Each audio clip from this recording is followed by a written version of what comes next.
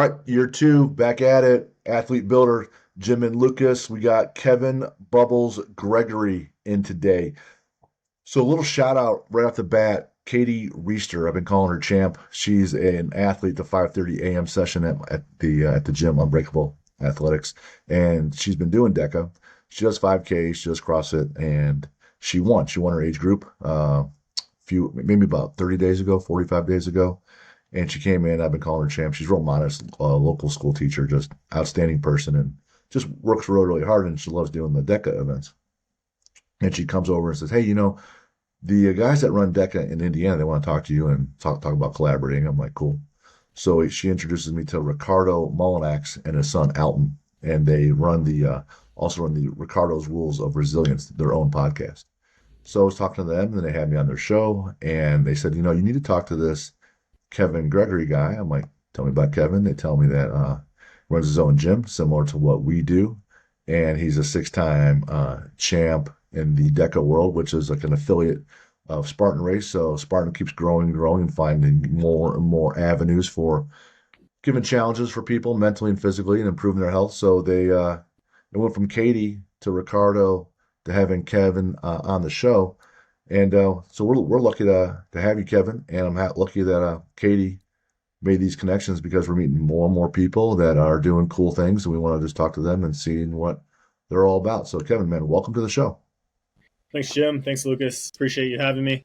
I've known Ricardo for a couple of years now. Met him at the first DEKA World Championships, and we've built a great relationship over the last couple of years. And it's an honor to have been recommended to you guys. Love what you're doing. Happy to be here. Ricardo's a good dude, and Alton's a college wrestler, his son. So they're collaborating and talked with them. Just they're all about hard work and getting better, being positive about things, handling adversity, looking for adversity, creating adversity, and moving forward. And so just cool dudes, and introduced you to us. And if you're watching and you look over, you see Jim Beebe and Lucas Lauren, then you see Kevin Bubbles Gregory. I'm just going to start off with, you got to explain where Bubbles came from. Well, this is the first place most people want to take any podcast I'm on, but this is how I'm known in the community. So I started doing Spartan races and Tough Mudders and all the other race brands back in 2011. As a college athlete, I played lacrosse and wrestled, graduated. Then anybody that played college sports gets that void. It's like, okay, I used to have to be here at 6 a.m. Then I got to eat my meals. Then I got to go to the training room. Then I got to practice, then compete. And even in the off season, you're still regimented because you got to make sure you're tip-top shape for the start of the next season. Once you graduate, you lose that sense of identity, and I think it's pretty hard to find something else to plug into because that's who you've been for your entire life, scholastically and then collegiately. So I found Spartan Race and I started racing. I did a Warrior Dash initially, and everyone was dressing up in costumes and stuff, just doing the race and getting muddy and whatever. And then I did a Tough Mudder, and then with some friends, we prepared. We went to Party City Friday night. We spent a bunch of money on all these pieces to piece together a costume. The race was in November, so we didn't want to be Santa Clauses exactly, but pieced together a Christmas outfit. And then we raced, won a costume contest, got a season pass next year, back to Party City, did a race. Next week, signed up for another race, back to Party City, did a race. So it's starting to add up. Fast forward a couple of years of doing this, they kind of fell off, life stuff, people have families and kids and whatnot, and I kind of just kept going. And I was in a Halloween store in the fall, and I found this mask that was a chinless clown mask, and I wasn't against masks. I didn't care what it was, but I finally found a mask I could breathe out of, because that was the big hiccup with any other costume. You got to be able to breathe because you're running, and you don't want to drown if you go underwater. So this had my mouth was exposed, and it was tight enough to my head so I could see. And I tried it on. I'm like, wow, I think I could run in this. And it's hot because latex, but I debuted it at this Spartan race in Ohio, and it was pretty chilly. And the hail was hitting me, but I had this rubber helmet on. And then I wore that, spent a lot of hours on the course that day, goofing around. It was a hit. Wore it again the next race, started getting a persona, a name. So Bubbles became the name of the clown, and then it got a voice and a whole character built around it and lots of jokes. And I did that for years, and I'm 6'2", 235 right now, but even at my lightest, I was still well over 200 pounds. And if you've ever lined up on the starting line for a 5K, um, everyone's pretty small. And if you're towering over them, I wrestled in college as well as a heavyweight, and all my buddies were like 5'6" or shorter, really that stocky wrestler build. So I was like the giant among all the little guys, and um, that's how I feel like with obstacle racing. But I stuck with it because there was actually something other than running to slow the little guys down, and it kind of kept me around, kept me fit, kept me around other people that wanted to grow themselves and get off the couch and do fun stuff. And so Bubbles just kind of like stuck around. NBC covered Spartan races for years, and I was never good enough to like get the spotlight, but the women would always catch up to me during the race, and I knew the cameras on the top women, so I'd like try to pop in the background of like them doing obstacles or like run alongside them as long as I could just to get my as my grandma would say, my ugly mug on TV. So that kind of stuck around, and I got better as time went on, but I was competing in this clown mask, and then eventually I started to get more competitive. So I kind of dropped the mask, competed, then I'd wear it for like a fun lap. And now I really don't wear it anymore. I've melted or destroyed probably a dozen of them. So every Halloween I find one, I grab a new one, but over the year they kind of get deteriorated. But I still on the back of my racing jersey it still says Bubbles. So when I pass people or we're out there, we get a little chuckle because they're like, if they don't know me, they're like scratching their head like, why is a big guy like that called Bubbles? This is just silly. So that's the story about Bubbles. You can't say Bubbles without laughing or smiling, so it's kind of built around my persona, I guess. I love that. You take something challenging and you make a lot more fun along the way. And you know, people probably don't grow up thinking, man, I want to be an obstacle course racer. And they probably don't grow up thinking, I want to be, an Olympic rower, unless maybe their family was already into rowing. So everyone goes through different seasons in their lives and they have to reinvent themselves at times. And it sounds like, you have that competitive piece, athletic piece, and you wanted to like, hey, well, what's the new version? What's the next chapter for Kevin going to look like? And it wasn't like you're looking to compete at a high level right at the bat. You said Warrior Dash, and then you're doing this event. And you're like, well, let's make it fun. Let's get a costume first. So that was really looked like that was the intent. Have a good time. You kind of develop that love and that passion towards something. And you're like, oh well, I'm actually pretty good at this. I'm kind of built for some things like this. So let's see if we can take it a little bit further. Um, I got to imagine Lucas got to be the same way in that he competed. So he's getting up in his 20s now, Oh, but he's still competing. He's done bodybuilding and won that. And so, look, why don't you talk about that? You find it was the same problem or same, not problem, but same challenge that you finished college and you have the challenges of the physical and the mental workload of working for a Big Ten football team, which is, 12, 14, 18, 20-hour days sometimes. But there's still that athlete urge, and you're getting ready to compete again. So why don't you talk about that as well? Yeah. When I was working at the colleges and stuff like that, I didn't have as big of an urge to compete just because I was busy all day, every day. That was my competition, was to coach the best I could every day.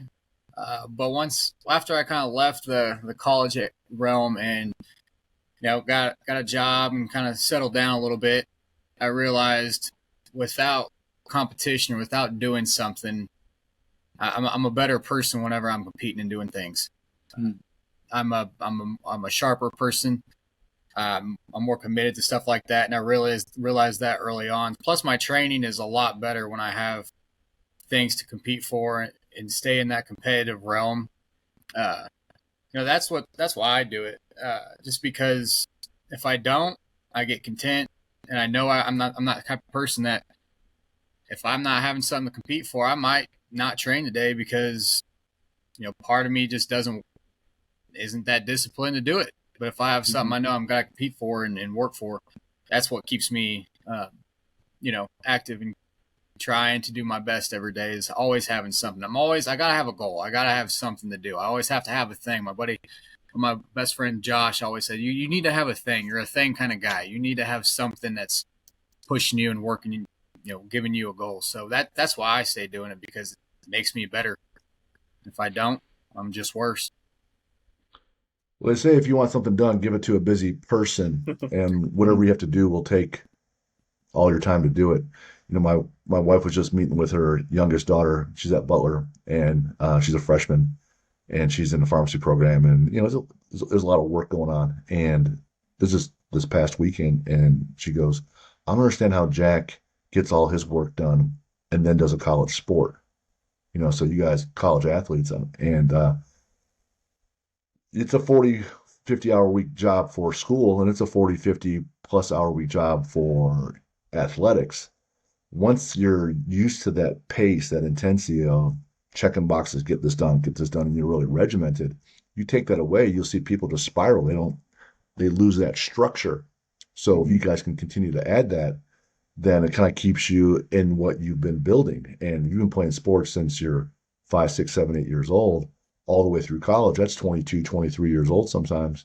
That's a 15 plus year journey, right? So that's woven in your identity. That's probably going to be your best chance continuing to have success by staying in that kind of dynamic.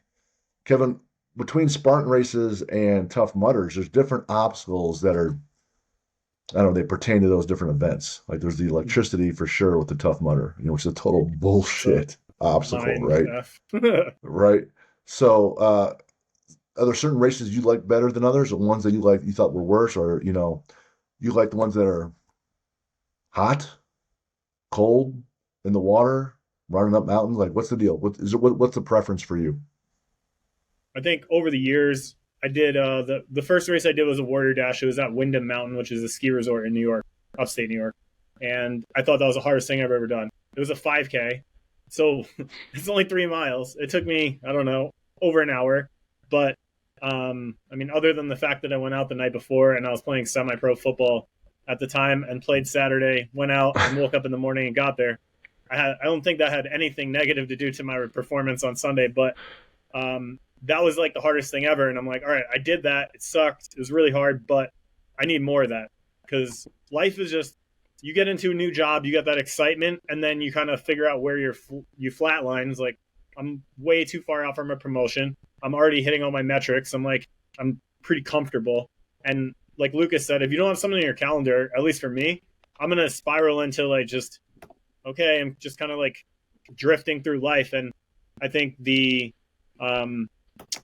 job thing, I'm like, this isn't challenging. I've hired every job I've gotten. I'm like, how do I get promoted? And they're like, we didn't hire you yet. I'm like, I know, but I need to know what the next step is, or I can't take the first step because I'm not just trying to get this entry-level job and keep it for 20 years. I got to know what I'm working towards. And with athletics, you always have that. You have the season coming, and then it's preseason and regular season to off season to a championship, and then championship into off season to build for the next season. And keeping something in the calendar holds you accountable. Like Lucas said, it gets you out of bed. It keeps you committed.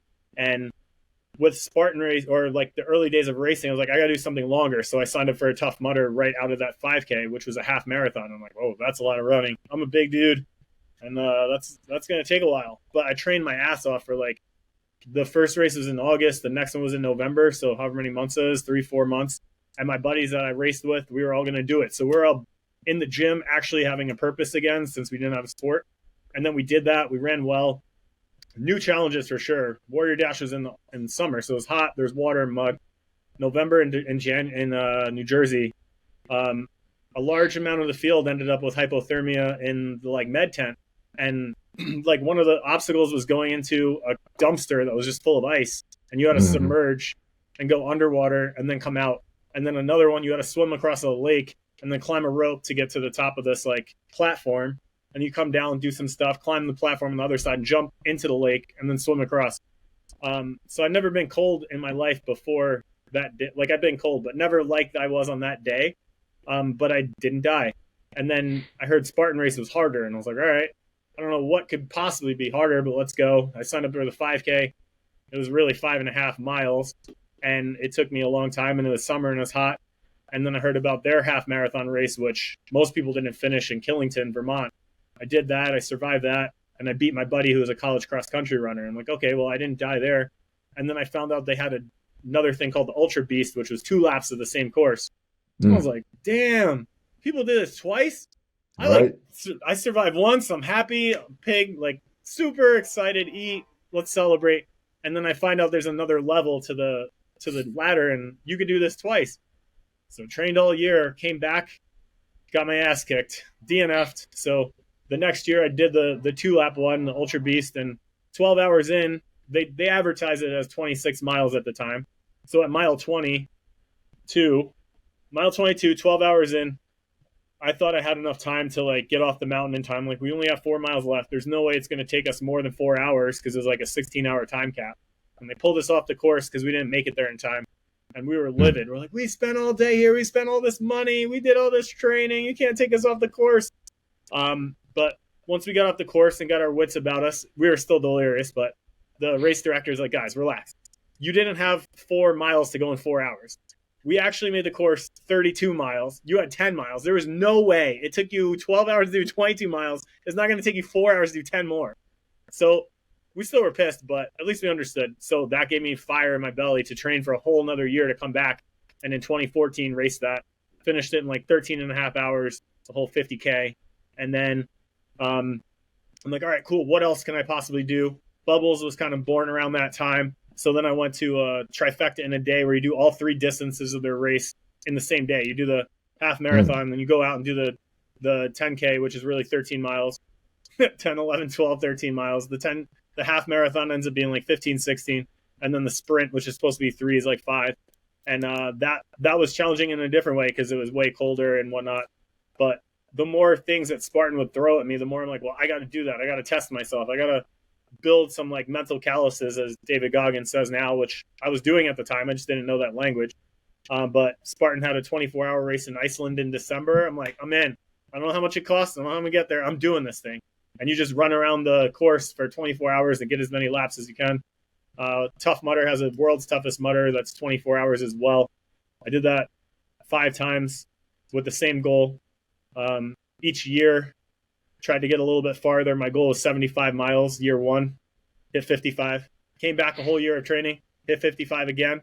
I'm like, I'd spent a year to hit the same number. This doesn't make sense. The following year, increased up to 60 miles. And then finally, year 4, I hit my goal of 75 miles. And as far as I know, I was the first guy over 200 pounds to do that.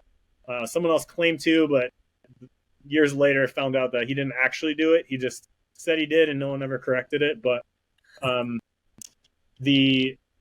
that was always challenging. The long stuff. I hired a running coach during the time, like over those years. I hired a nutritionist over those years because I'm like, I'm getting my ass kicked by these guys. How do I get better? Which pillars of my life do I need to adjust? I changed jobs, moved, changed relationships, got different coaches, tried everything I could think of, went to clinics. I literally, like yesterday, I was in Nashville working with my running coach from 5 years ago.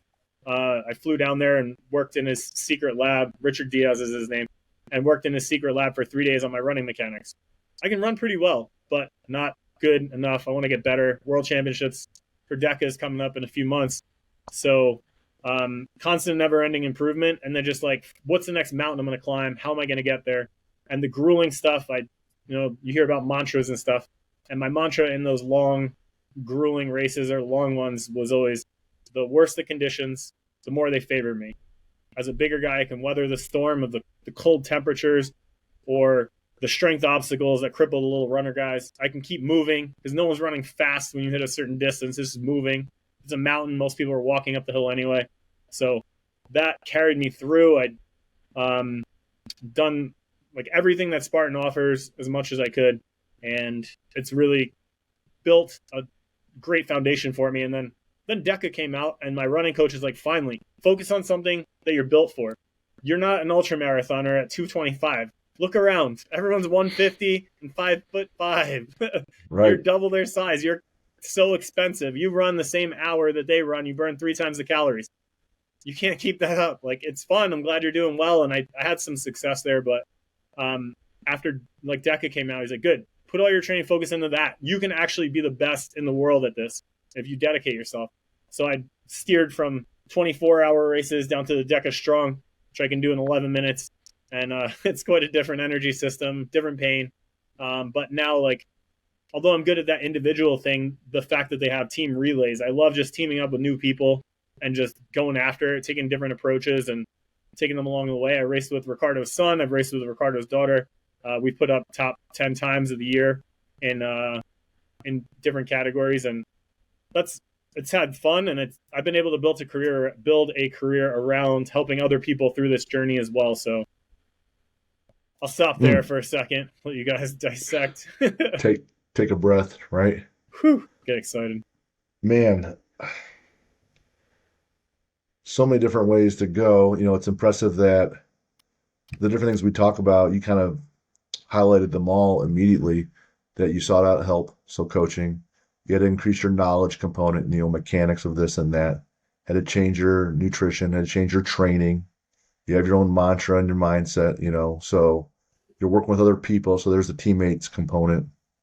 The recovery, you didn't mention recovery, which I gotta believe that it's just how many calories you need to fuel that machine, plus the sleep are going to be the top two legal steroids for recovery. But other than that, you kind of basically cover everything we like to cover in the show, all in nice little monologue. So that's awesome, right? That helps us out.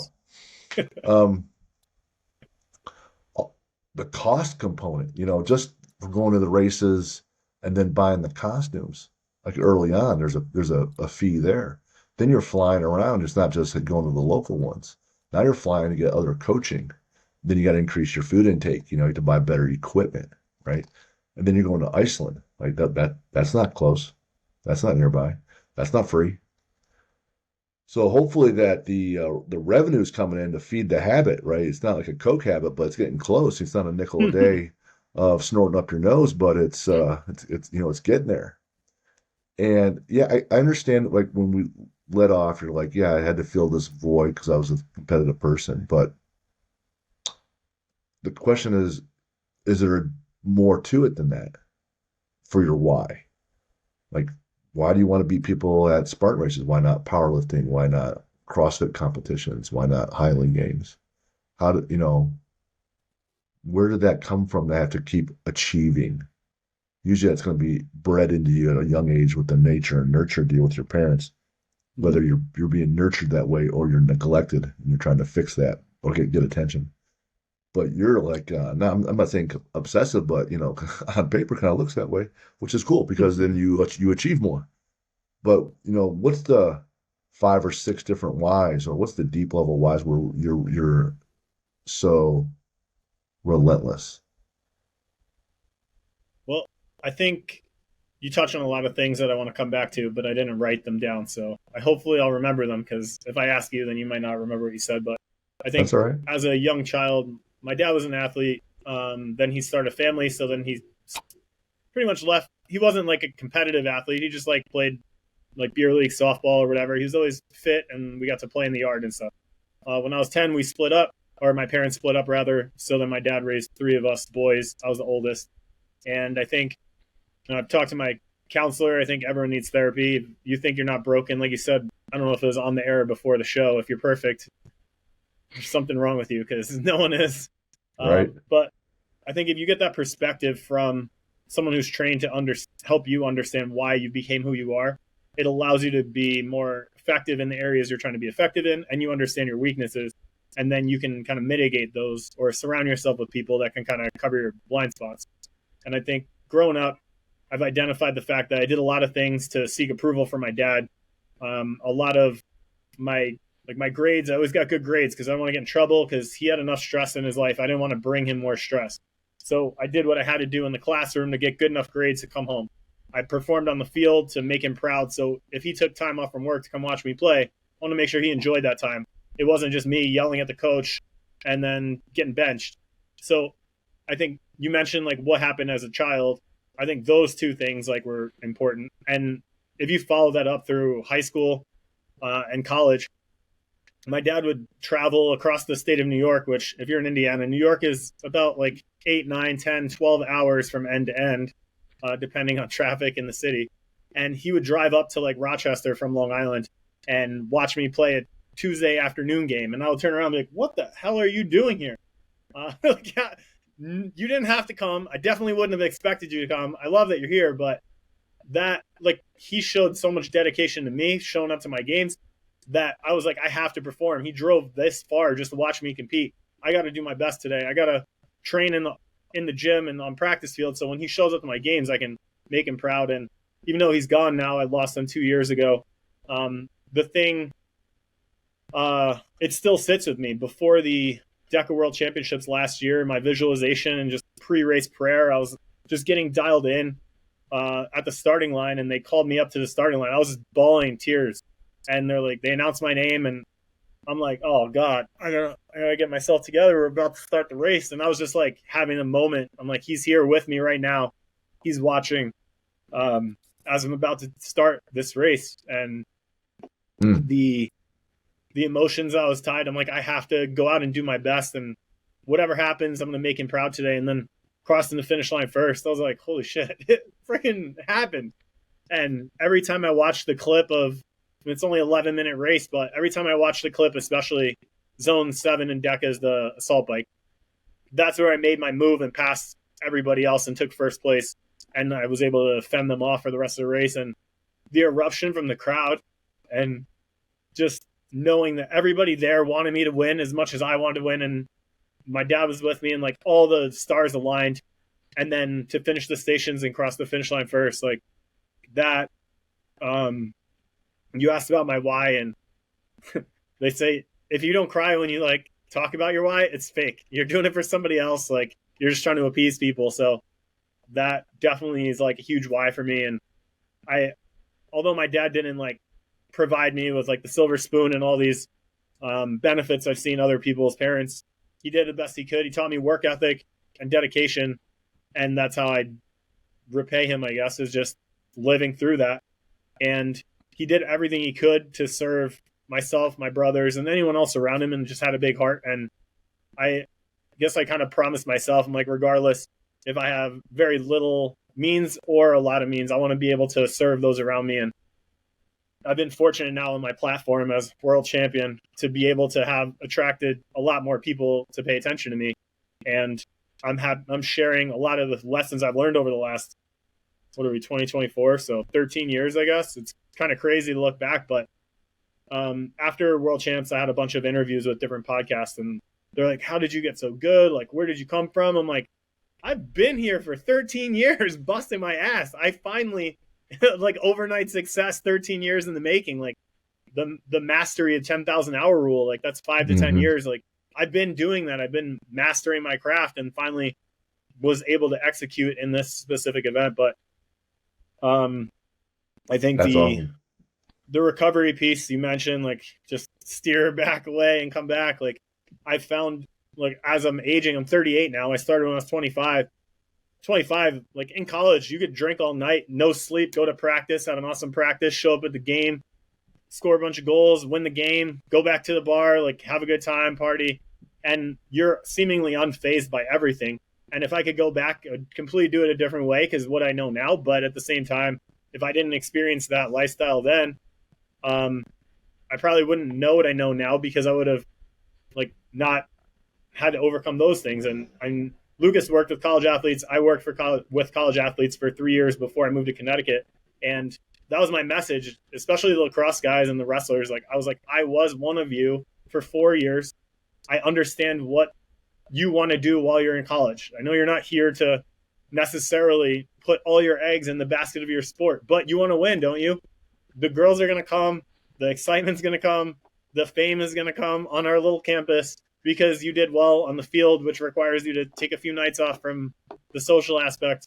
And you can do that with training harder, recovering better, instead of just beating yourself into the ground and whatnot. So I guess I look around a lot to the guys and girls that are older than me that are still performing at a high level in our sport, but even other sports like CrossFit or the Olympics or anything else. And how do they still do that to their bodies? And looking at all the next level recovery things like sauna, cold plunge, red light therapy, massage therapy, chiropractic, oxygen therapy, like just basic stuff like hydration, nutrition, vitamins, creatine. Like there's so much information out there, you can get overloaded. So you need to really find someone who's in that space and they can kind of like, okay, you're training to be this, you should take this, or guide you at least like where you should be reading, getting your like research from. So touching on recovery is huge for me. And that's, I think, one of the keys last year was I didn't dig myself into the ground and burn myself out 2 weeks before the competition. I was able to build a nice peak, recover properly throughout, stay uninjured, and show up to the starting line. So, Jim, I know you mentioned like 5 other things I wanted to talk about, but I'll pass it back to you because I can't remember the rest of them. Got it. That's the kind of like the big riddle that when you're physically really capable, you're pretty dumb, right? And then when you're really smart, your body's kind of breaking down, right? That kind of sucks, right? So like you, me, like you run a gym, I run a gym. Lucas sees 400 athletes a day, and we just keep thumping these people in the head, like, "Hey, man, just here's the information. Here, I got the secret. I have these. Here's the answers to the test. Right here you go. Just take it, because I have to answer all these questions to the test, and I have to do 3 other tests and answer all those just so I can compare to what you're doing on one. And I do the 3 workouts just so I'm ready to warm up and then squat. And it kind of sucks, but you kept pushing at it. With DEKA, my understanding there's 10 events, hence the DEKA, and there's a run in DEKA Strong. There is no run. There's just 10 events, 3 strengths ones, 1 endurance, 3 speed, and then 1 timed event. The DEKA mile, same deal basically, but you got to run 160 meters each time, so times 10 and 1,600 meters. That's a mile. The High Rocks, I wrote down 8 rounds, 1,000-meter run, and then you do an event in between. So ski erg, sled push, sled drag, those would be my favorites. Burpee broad jumps, fuck that. Me too. Rowing and a farmer's carry, that'd be great. Sandbag lunge, and then wall balls. So do you like one better than the other, or they're kind of similar, or do you perform better in one than the other? Talk to me about that. So High Rocks came out before DEKA initially in 2018, maybe 2019. I did High Rocks in 2019 in December, right before 2020 ended. Ran my first one on Spartan stadium training because there was a stadium series. I was going to Fenway, Citi Field, LA Dodger Stadium, Cowboy Stadium, doing all those and chasing like a point series like any other racing kind of like NASCAR thing or whatever. And then High Rocks kind of popped up and they had one in New York, which was drivable for me. And I was like, oh, I'll give this a shot. It's at the end of the season. I already got my fitness. I'll go do it. I ran pretty well. I qualified for the following year's World Championships in Germany. And then 2020 happened. So I just did it with base fitness and had a blast. 2020 didn't happen.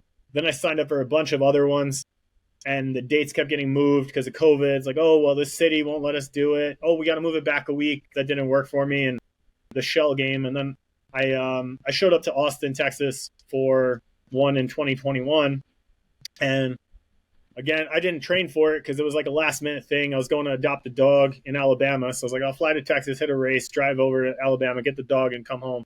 And I ran it. I won my age group, qualified for World Championships again, which happened to be in Chicago a month later. And I was like, oh, sweet. Might as well go. So I went, competed, and got my ass kicked, like worse than probably any other race I've ever competed in, because it was another month of not specific training. And I was doing Spartan races at the time, but I wanted to show up and race. And then after that, I was like, screw this. I'm done with High Rocks for a while. DEKA kind of came to be at the same time, and I started doing that. And there's a lot of overlap, like the ski and the row. But I'm like, if I'm going to do another High Rocks, I want to put a good training block in for High Rocks, which includes a lot of running because it's 8 1K runs, which is 5 miles. And the sleds are pretty heavy. I mean, I'm a big guy, so it's still challenging. But the other stuff, we talked about the ergs, the burpee broad jumps are my least favorite station as a big guy.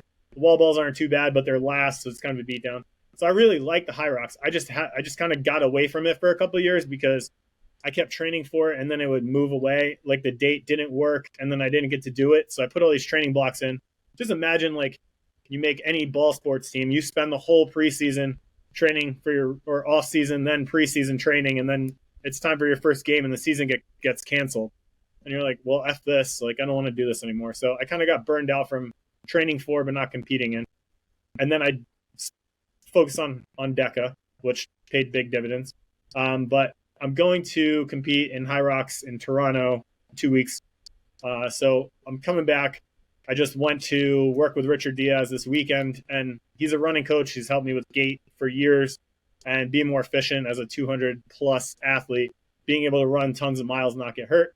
But this clinic was designed to take a proper approach to high rocks training. So knowing how hard to hit the ergs, where to ramp up your run intensity during the race, and how to scale it back at the right times to kind of manage your energy flow, your heat over, like if you get overheated, then your body slows down, and how to manage all these facets of preparing for and then competing in a high rock. So I'm going to throw down in Toronto, and then I'll be racing in February in Vegas, and we'll see what I can do, because my first high rocks in 2019 is still my PR.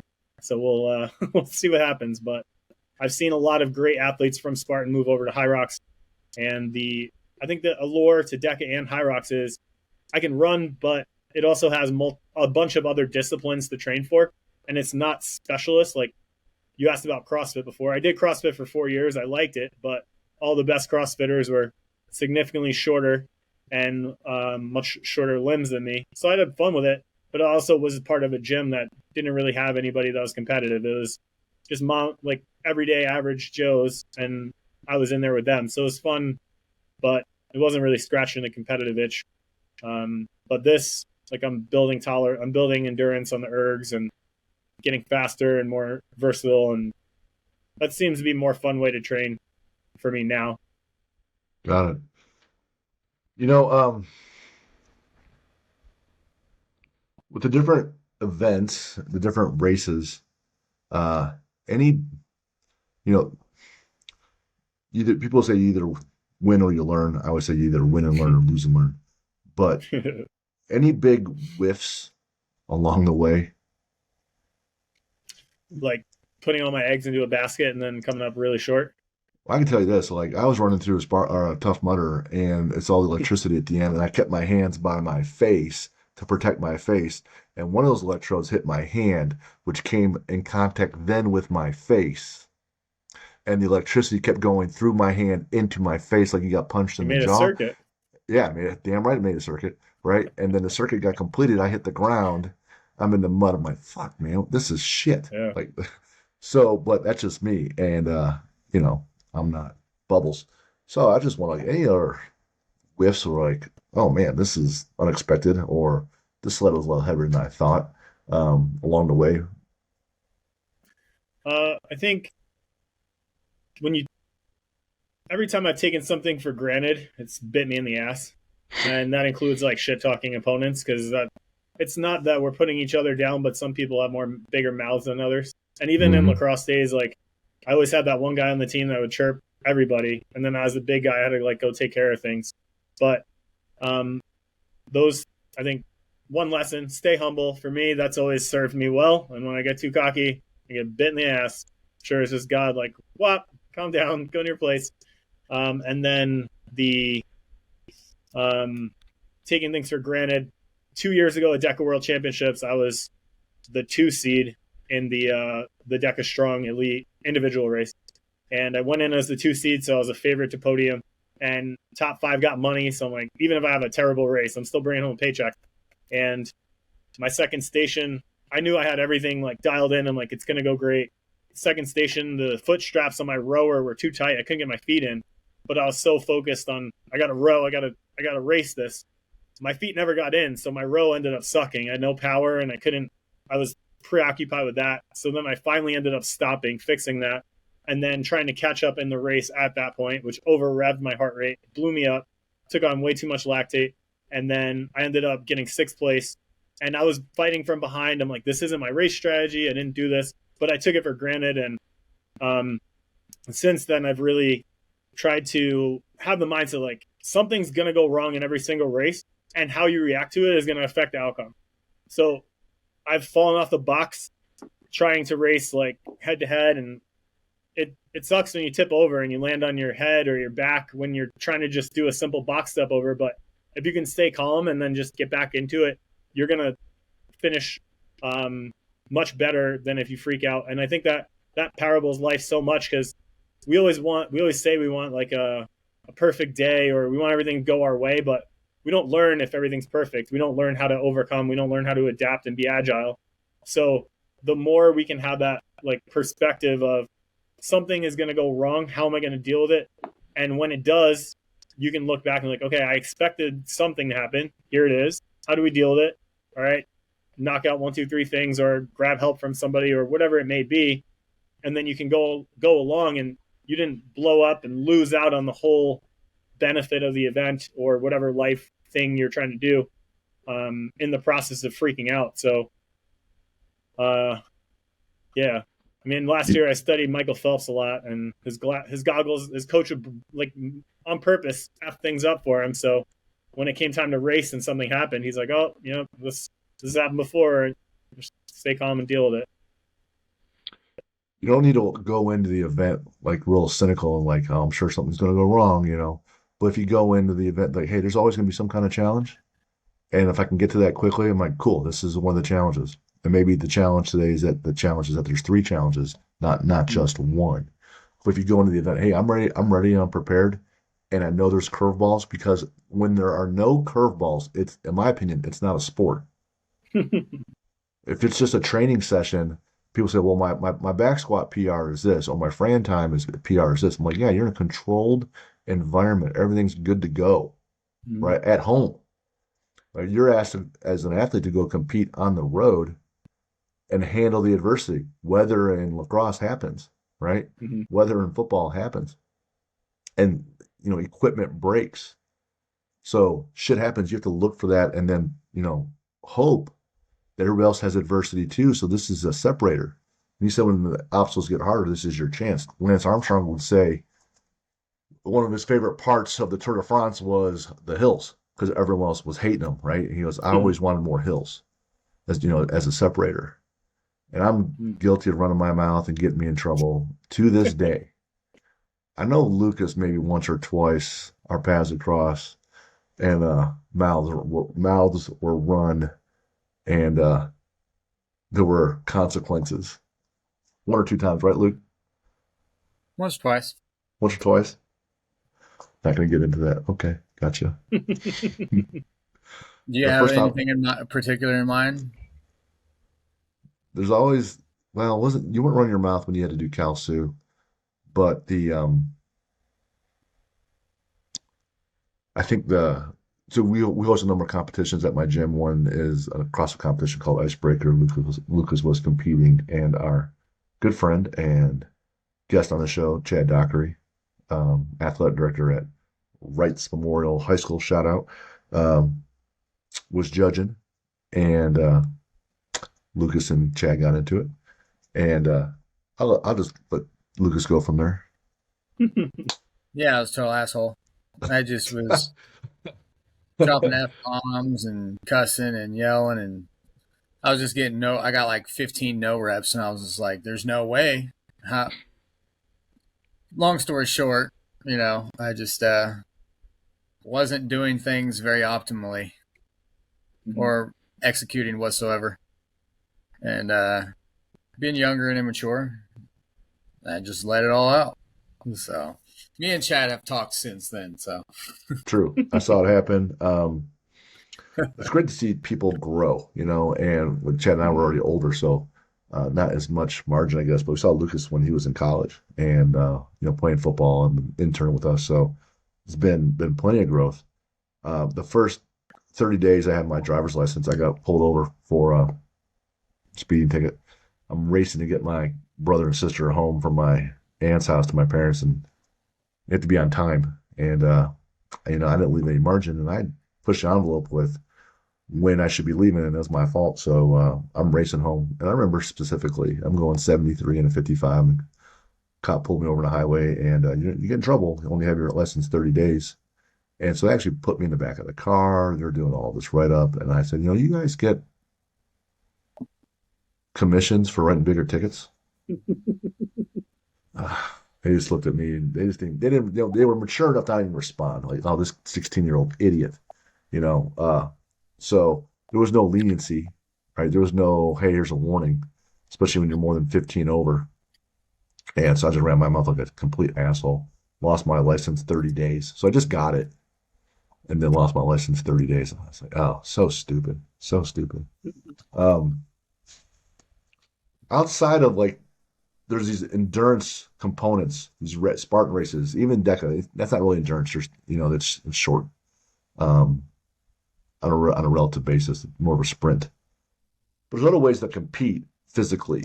Ever look at powerlifting, Highland Games, strongman, Olympic lifting, arm wrestling, if you will, MMA, right? Fighting, anything like jujitsu? I mean, I look at, I know what they are. I haven't participated in most of those. I think wrestling was fun.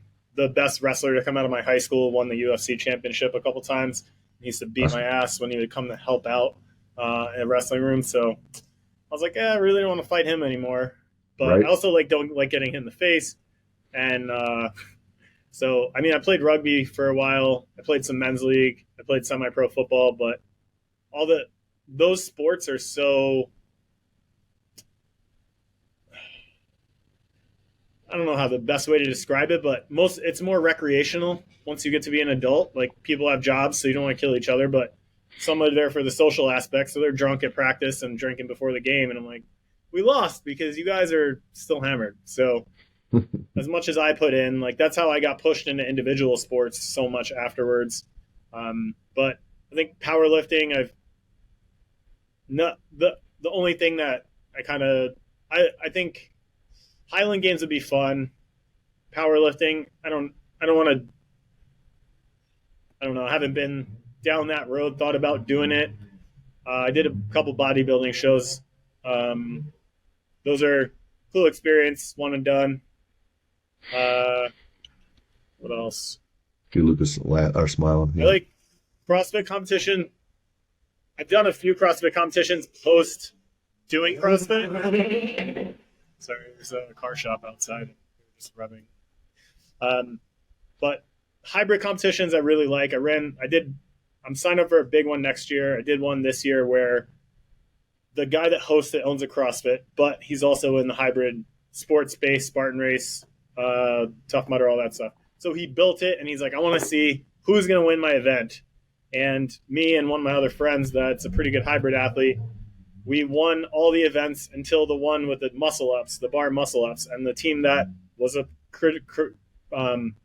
traditional CrossFitters destroyed us in that event, and that gave them enough points to beat us overall. So I'm like, we beat you 4 out of 5, but the one that you beat, we finished 5th. So you guys have a better score than us, which I think scoring was frustrating. But otherwise, I'm like, we're pretty adaptable. We did better in the yoke carry, better in the wall ball, or better in the rope climb, better in the sandbag worm over the shoulders, better in the ski, better in the pig flips, better in the sandbag lunges and all that stuff. So I think functional stuff like that, that's why I like the Highland Games, I think would be exciting because it's fun like that. Or Gotcha. I don't know, I'd probably have fun in strongman or something just because it's like functional stuff. Well, 231.5 is a weight class. So you're right there. You don't need to get the 300 pounds, so that could actually work. I was a heavyweight in wrestling because it had to be 197 or 285. And I'm like, all right, there's no way I'm going from 230 down to 197. Guess I'll just wrestle all the big guys. What was the bodybuilding like? One and done. Why? I think it was right after wrestling season. So I was like, this is going to be the easiest I ever have it, like being shredded to go on stage. And I know a lot more about it now, but I have a lot of friends that have done that now that are not in DEKA. Like, I've worked in a gym with a bunch of people that was their sport. And just, it's not that I don't want to do the discipline, but I'm just like, I want to train for functionality, not for show. And not that I don't care how I look. I definitely want to look a certain way, but I want that to be a byproduct of my training, not to be the sole purpose of my training. And I think at least the interactions I've had with the type of people that are doing that kind of stuff, like, don't jive with me too well. Like, I'm happy that they're disciplined and stuff, but I'm like, these aren't the people I want to hang out with. So where I can just meet up with any of my hybrid friends and go for a trail run or go hiking or something, and we could do stuff. Where my old business partner's in bodybuilding, and I'm like, you could play basketball, but if we do anything else, you're going to hurt your knee or something because that's all you do. So I don't know. Respect the discipline, but just not for me. Understand. You know, you mentioned a while back, the championships, you had a goal of 75 miles. And you got 55 the first year, 55 the second year. And you trained, obviously, over that time period. And I got to imagine you got a little bit smarter in some things too, right? Mm-hmm. And I got to believe the volume still went up. Can you talk about that? You know, it's people say train harder, not smarter, train smarter, not, or I could just muscle my head down and keep going, right? And my approach is the same as Tim Grover's, that you have to train smarter at everything, and you still got to be as intense as you possibly can. So you still got to train harder, right? To keep climbing. Now, once you're at a level, you can maintain lower intensity. Don't have to learn a whole lot. You know, if you want to be an 8-minute miler and a 225 bench, and you're there, okay, well, you just maintain that. But if you want to keep evolving, it's both, isn't it? So talk about how you keep evolving to get to that level where you're getting smarter at this thing and that, but you also have to raise your intensity because you can't just be going at 80%, right? To actually get the results. Talk about that a little bit. Yeah, so I guess that 4-year project of going from my first world's toughest mudder to 75 miles, year one I was running, had a coach, but my coach was like, hey, you need to stop doing CrossFit 6 days a week because you're beating everybody on the obstacles. You need to run more. 2 days a week isn't going to cut it. Your biggest opportunity is to spend time running, building your aerobic base. So that was like the first, I guess, needle mover in the first phase. But then once I did that, like you said, once you hit a certain bench, I hardly ever bench, but I can still bench body weight for reps. It's not, I really never do it, but it's just ingrained in me and touch it up here and there. But each level you hit, it unlocks like this whole nother level of what you can possibly do.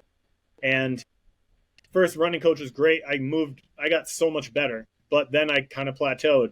And then I was like, okay, well, that's not it. So then I started working with another coach, which is Richard, who I mentioned.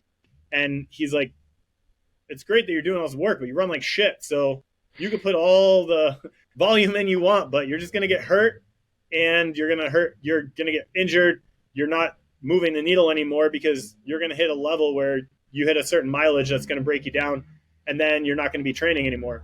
So he was all biomechanics. How do I land properly on the ground? Less impact.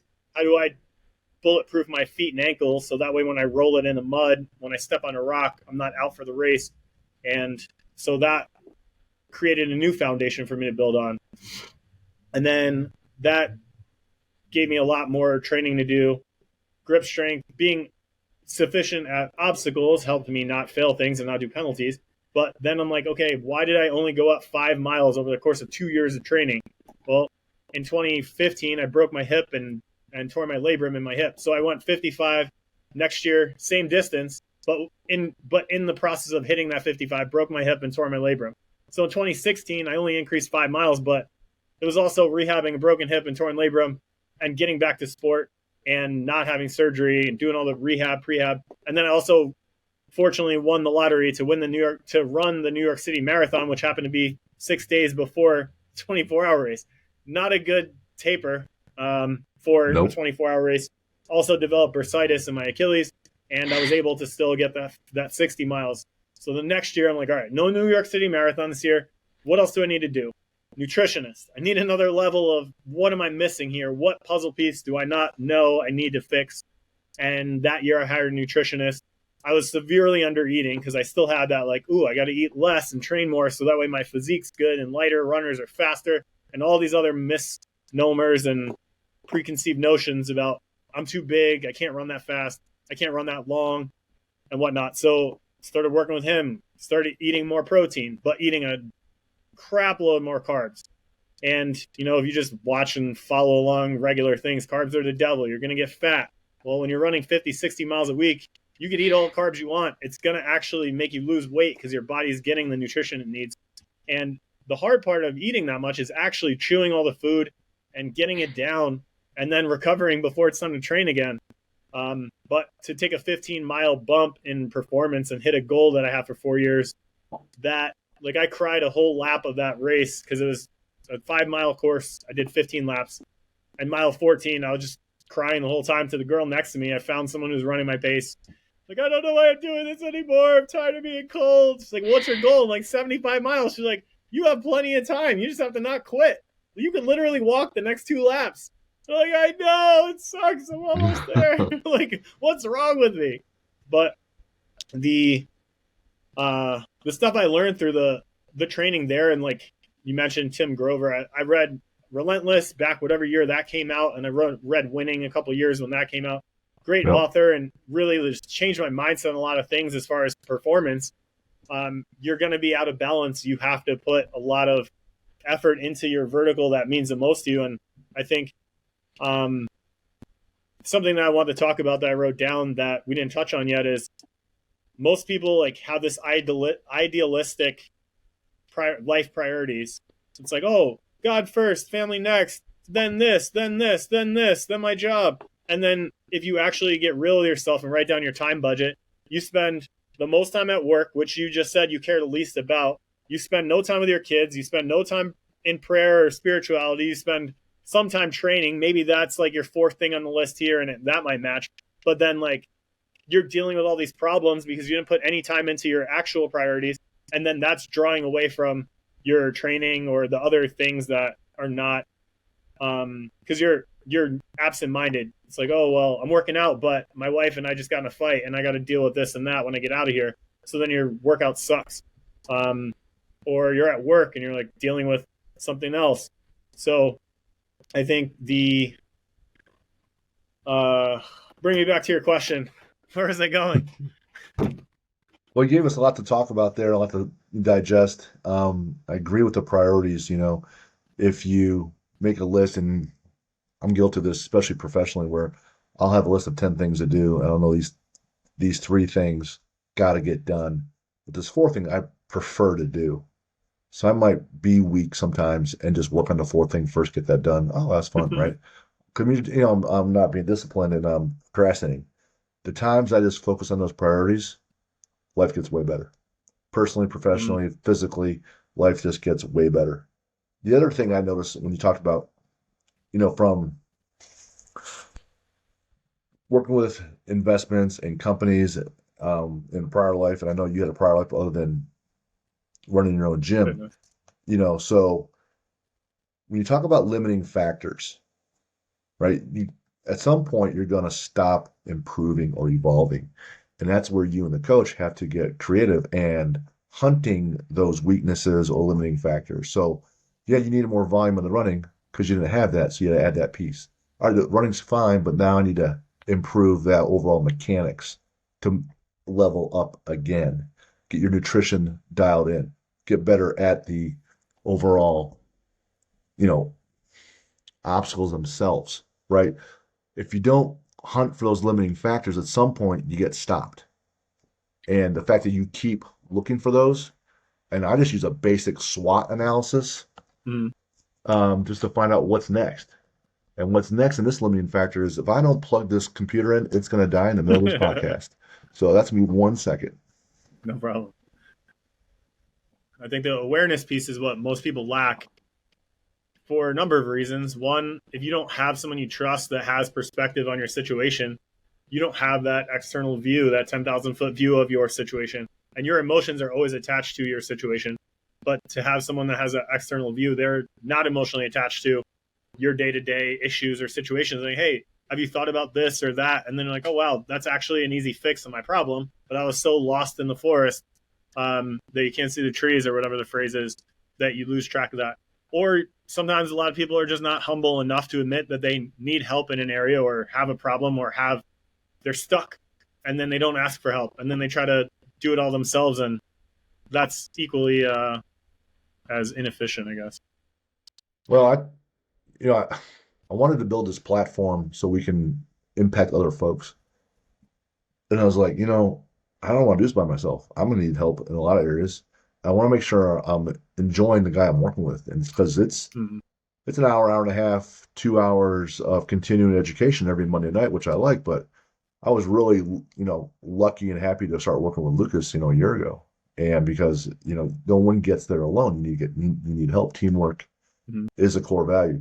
The other thing I like that you pointed out is that in whatever sport you're at, once you can check certain boxes where you're in the top whatever percentile, say top 10%. So let's say you play football. If you're in the top 10, in what position did you play? 230? I'm going to say linebacker or running back. Uh, in high school, I was the backup to every offensive line position. Gotcha. Semi-pro as a D end. The end. So if you're one of the top squatters and best power cleans and benches, main strength pieces on the team or in your conference, you're probably good there. You don't need to keep pushing that component. But if you have bad footwork and bad handwork, right, that's going to hold you back. So you find the things where you're good at and you move those up and you check those boxes. Then you got to go back and circle back. All right, where am I lacking? And so I got to go running volume in. Now I'm lacking here. So I love that piece. And when you talked about running, one thing I want to mention to you also, shout out Airy Bros. We had them on and I was with them. There's two guys, they run CrossFit gyms. Rich was on staff for CrossFit Endurance. He's done the Leadville 100 multiple times, which is a 100-mile race over in Colorado at Highest Point, Colorado. So his other than running mechanics, one of the things he's really good at is working on your pace based on your heart rate and how you can auto regulate. So Yeah. check out those guys; they're really good at that piece. And then since you're doing a lot of different things, it could prove helpful. Similar to me, I was in finance and then had a midlife crisis and ran a gym. I'm not saying you had a midlife crisis because you did it a lot sooner, but what led to creating, hey, I'm leaving this life for a life in competitive fitness, but also being a coach, and you run the Underdog Fitness Gym out in Connecticut. How did that whole thing occur? How did that transpire? Well, to get back to high school, my dad working as many jobs as he needed to pay the bills. So I figured I could solve all of the problems that he had raising us by getting a job to pay more money. So I studied accounting because I saw that made a lot of money. Uh, then realized during my studies in college that I didn't want to be an accountant. Those type of people sitting around at a desk, and I'm going to go stir crazy. So switched to business economics. I'm like, well, I can own a business someday. I don't know what I want to do, but at least there's money there, and I can control my money a little bit better than if I just had a 9 to 5 job. So got into retail sales, which again, performance-based pay, which excited me because at the time I wasn't playing any sports. I was like, all right, I can compete, make more money by hitting quota and exceeding and whatnot. Climbed the ladder. Within a year of getting hired, I got to be a supervisor. And then that job kind of disintegrated because they sold the building I was in. And then I got another job at the competitor in retail cell phone sales. I won't mention the two companies' names, but you're probably pretty familiar with them. I went from one color to the other color in the same town, and I went from a supervisor of a small kiosk to general manager of the other store. And so I got hired at the top. And at first, I came in very excited, something new. I'm like, great, new people that I can impact, develop, help them make more money, and get this store to do really well. Realize the corporate culture of this company and probably most companies is you just need to fit in the box. You don't get to be creative. You don't get to do this. So although we were hitting numbers, my original hiring manager is like, you hit your numbers, you're good to go. You're salary now. You can head out at 2:00 if you hit your numbers. I'm like, great. I have incentive. I'm going to work hard, hit my numbers, and go have the afternoon. I'll go train, work out. I was still like staying in shape. And then we got a new manager. He's like, I don't care what your numbers are. You need to hit your numbers, but you're going to stay here every waking hour that the store is open. I'm like, the store's open 7 days a week, right? He's like, you're on salary. Guess what? You don't have to have a day off. And that just crashed, burned. My whole work-life balance was out the window. And I was like, I want to do well for the sake of doing well, but this is like eating me alive. And like my identity is in the toilet. I'm great that I'm the general manager, but my health sucks. I'm not sleeping well because I'm there late. I'm up early. I'm not exercising. I'm eating fast food all the time because I'm always at the gym, or not the gym, the store. And that, the culture there, like I try to do things my way, and then people knew how to work the system. So I ended up getting demoted twice, actually. I've never had a job where I started at the top and then left as an entry level person.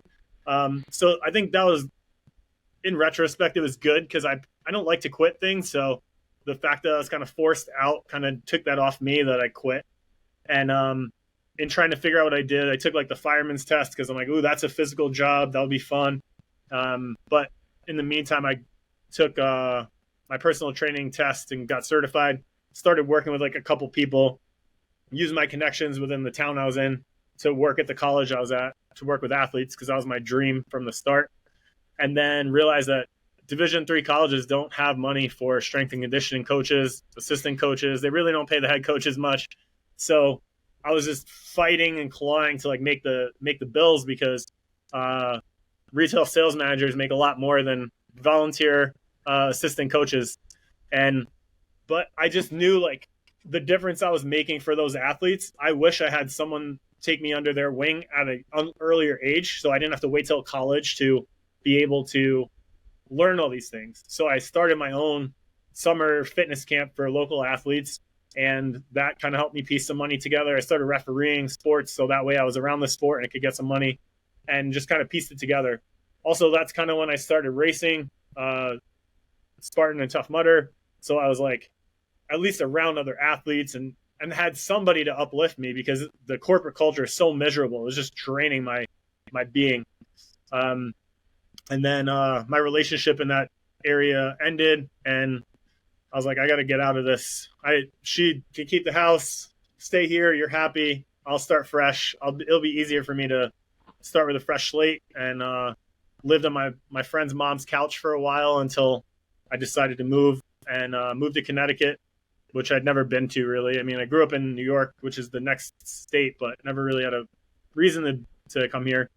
Met a girl, moved in with her, started working at a big box gym with everyday people, and started developing my new norm, training regular people, general population.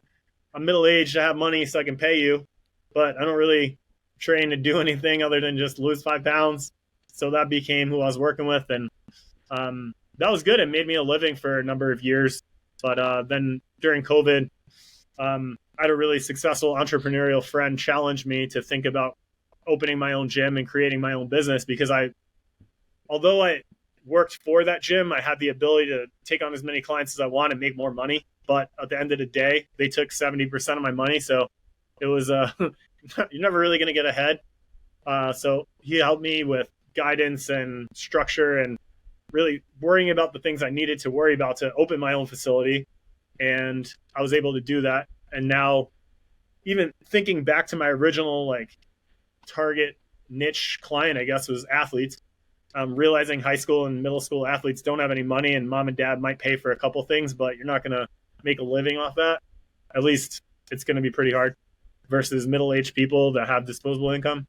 So now I've started a racing team. I basically like did well at DEKA, and people started wanting to do good at DEKA. So then they found me, and I set up an online platform. So now I've trained clients all over all over North America. I have a couple of prospects in Europe, and having the ability to fly out to gyms that host DEKAs and do workshops for them and have an athlete appearance fee makes me feel kind of cool. But I'm actually getting a chance to influence that already like tight-knit community in the sport that I'm competing in, and attracting the competitive athletes that are regular people. They are the manager of Macy's, or the computer programmer for this company, or this and that, and helping them balance their lives in a way that they're fulfilling their job requirements, but also meeting their family needs, but also fitting in their training through the cracks of their day and time management to become high performance athletes in basically a recreational sport. So it's kind of been my path.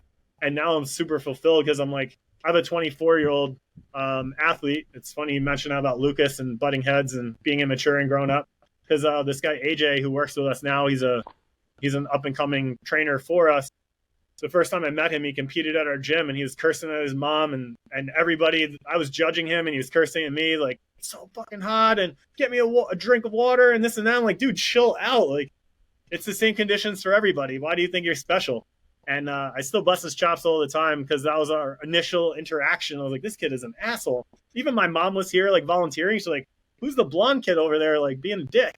And it turned out, like, he came back to the next event, and I was like, dude, you did pretty well last time, but with a couple minor tweaks, like, you could be so much better. And I know you're young, which is great. Most people don't find this till years and years later.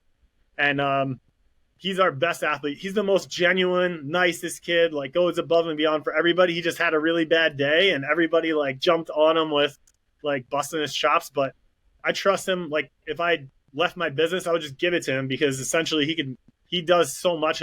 He's so tied into the ownership of everything. And that's why like he's done more for my business than anybody else at this juncture. And just a great dude, and watching him mature over the years, like he's been a huge magnet as far as like just having other people see our brand, and he just models that so well. So super proud of that guy. And he does all our social media and everything, and our whole business face has taken a huge inflection up since he's taken over that role. So That's awesome. It's been a journey. I have one other question before we go to our rapid fire ones. When you're running that long race and you think about quitting, or you're like most gyms, you know, your clientele is the soccer moms and soccer dads. So in the moment, you kind of want to quit, right? Because you're in this pain. But then there's also the moment, you know, before you just get in the car and drive over to the gym. You know, my dad would say that if you put his gym shoes, if you put his sneakers, he would say, if I put my gym shoes and my sneakers on to work out, then I'm going to go work out, right? But it's putting that on. So for some, it's getting in the car, blah, blah, blah.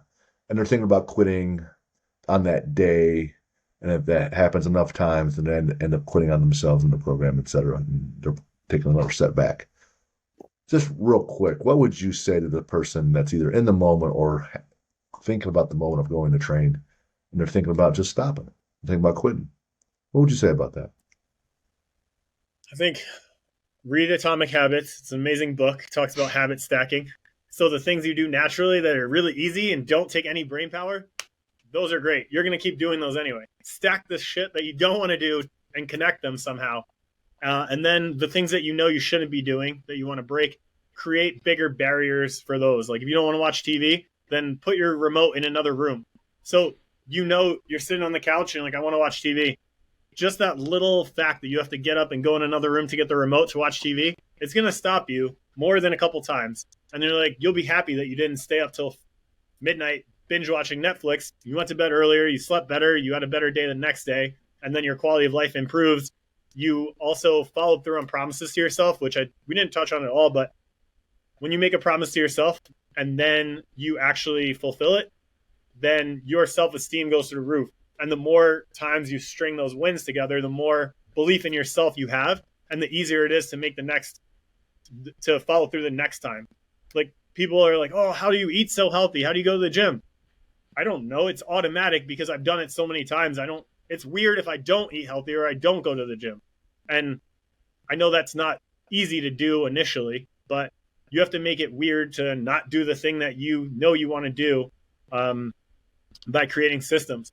You only have so much willpower. So the more willpower you can save for later in the day, if you go to the gym after work, you're never going to have enough willpower to go every time.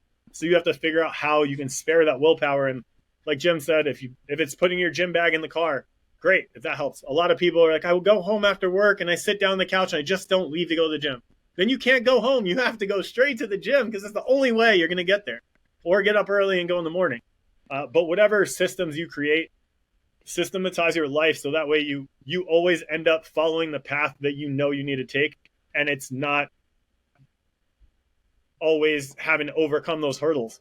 Because some days it's going to be easy to climb that wall to get to the gym. Other days, the wall could be 1 inch tall. I'm like, I might trip. I'm going to go home. Just take it easy. Yep. Lucas and I, we talk about that book quite often, you know, and James Clear would say, you know, start a habit that's only lasts, 2 minutes so you can just get going first time I got back in the pool to actually do any type of workout, I said, I'm just going to do 10 lengths, which isn't even a warm up for any type of real swimming program. 10 lengths is 250 meters or yards, depending on the pool. That's not even a warm up. It's not even half the warm up, right? I was like, I'll just do this 10. I'm going to head on home. And you just kind of get going. The friction you're talking about, something you want to break. If there's a potato chip in my house, I want to eat it. Multiple I don't even times. like chips, but if they're in front of me, I will eat them. And the whole bag. And same with donuts. Yeah. So either really the way for me to win that one is not buy it, or Jen can't buy it, or if we do, we buy one bag for the whole family and small, right? I need friction. And so, yeah, shout out Atomic Habits, big time. That's how I manage most of my athletes I work with, 100%. Just moving the needle all the time. What do you listen to when you train? Anything at all, or are you like a quiet or what? In the gym, usually I'll go like EDM or maybe some like rock. If I'm running, nothing. I could listen to podcasts, but I tend to slow down because the tempo of the podcast while I'm running slows down my cadence, which throws off my gait, and then it's not as productive workout. But I'll do it on like the erg. Like I might just throw the erg in front of the TV and throw on like a Netflix show or football highlights or whatever. Or if I'm on the bike, then I might listen to a podcast because it's more of a recovery day. But running, no headphones, just one with nature, absorbing. That's when I do my best thinking, I think. Some people sit and meditate. I move around a lot. I try to do that. I try to practice that habit, but I do my best thinking when I'm running. Unfortunately, I can't write things down, but I try to sit down as soon as I get back and like capture everything that I had a good idea about. Awesome. Bucket list adventure you haven't done yet? Hike in Patagonia. Why? I haven't been to that cool part of hats? the world. I don't know. I mean, I've been to the store. I've worn, or not the store, but REI. Yeah. My wife and I love to travel, and our dream board is just it's a rectangle, but around the whole perimeter is a bunch of places we want to go that we haven't been to, and that's on there. I mean, I could have listed like a dozen places that I want to go, but that was the first one that came to mind. We had this guy on a couple episodes ago, Kyle Maynard. He hiked Mount Kilimanjaro, and then this other one I can't remember. It begins with an A. It's in South America. The largest peak, 22,000. Kilimanjaro is 19,000. What's amazing about this is that he was born without arms past the elbow and legs past the knee, and he just bear crawled. He just bear crawled the whole thing. Holy shit! Those are the people that I point to when someone's like, "Oh, I can't do this. My knee hurts." I'm like, "This guy's not even arms or legs. Climb a freaking mountain. You can't even come to the gym." Yeah, that dude was legit. Favorite sport to watch? I love NHL hockey. Nice. Leanne Blinn, she's a hockey strength and conditioning coach at Arizona State. Just dropped her podcast. She's a super cool girl. Favorite athlete to watch? Brian Leach was my all-time favorite athlete. So he was a Ranger back in the day when I was a kid. Nowadays, I liked him too, but I like Leach and his defense. Although I paid attention more to Messier's like leadership abilities as I've aged and realized leadership is not that Brian wasn't a great leader, but Messier was just the captain. So, favorite sports movie? Miracle. 1980. Big deal. Hockey. That movie's outstanding. Favorite book? Champion's Mind by Jim Afero. I picked it up in Barnes & Noble just roaming last fall, and I read the first few pages, and I was like, I'm buying this book right now. And I read it immediately and applied so much of it to my World Championship prep last year. And then because it went well, obviously, I tie a lot of success to that book now. But I see you have quite the book collection behind you. I have a huge bookcase in my house. And that one. I have that one. I haven't read it yet. I like books. My wife and my daughter love books. And Jen, my wife, counted them all the other day. And oh my God, it's embarrassing. We did just over 1,100 all in. Wow. Oh, yeah. That's amazing. The paper though, gotta go paper. I can't read it. My phone's distracting enough. I need no light, just paper, physical book. That's how I do it too. Jen's both. She's weird. Favorite superhero or villain? They don't have to be like, they could be fictional or they could be real life people. Hmm. When I would say probably Batman. I don't know why. I just picked him.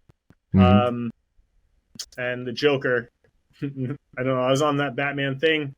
I like Heath Ledger as the Joker, so those are my two. No whys, just that's what came to mind. Favorite lift? Barbell lunges. I have quite large quads, and I like continuing to grow them. I get a lot of looks at them, so make sure they're popping when the cameras are on. There's a lot going on there. You know, there's core stability, be able to drive off the ground. Your back has to hold the weight.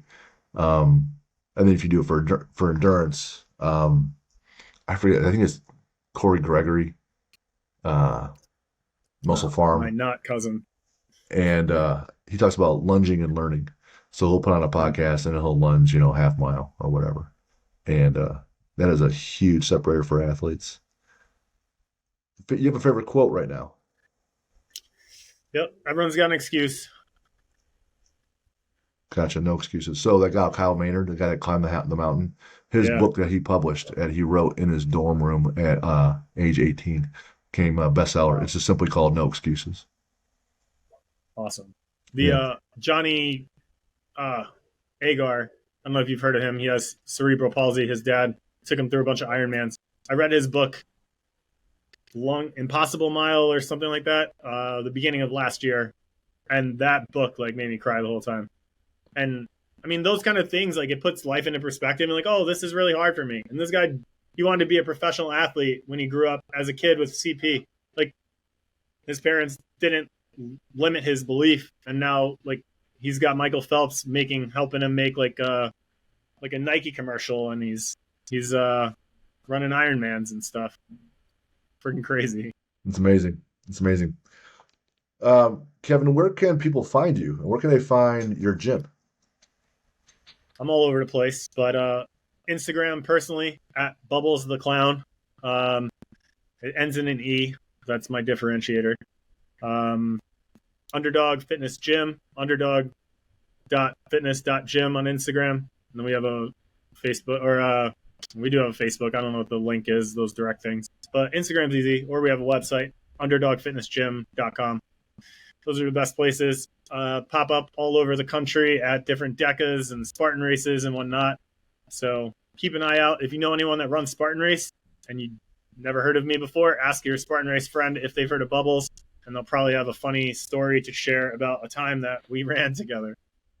That's awesome, man. Great time today. It's a whole different piece that we haven't worked on yet with obstacle course racing and DEKA, et cetera. So learned a lot, and a lot of the rules or philosophies apply across different modalities, sports, or just life. So Kevin, had a great time. Anything else before we wind things down? Just your inputs equal your outputs. So listen to more shows like this, because they're going to keep filling your head with positive content, and then stay away from all the crap, news, in quotes, that's going to draw you into a negative headspace, because the positive stuff's going to keep you thinking about the right things. The negative stuff's going to make you feel like the world's ending and you're not going to be taking any steps in the right direction. Awesome. Man, Kevin, great time today. For those that want to reach out to us and have questions for me or Lucas or guests that we've had, info@athlete-builder.com. That's also the website, athlete-builder.com. A book is launching, and by the time you listen to this, the pre-sale should be up and running. So check it out. It's all about building athletes. That's what we're looking to do here. Kevin, again, had a great time with you. Thanks so much for the help and knowledge and the gift of your time. So much, Kevin. Appreciate it. Thanks, Lucas.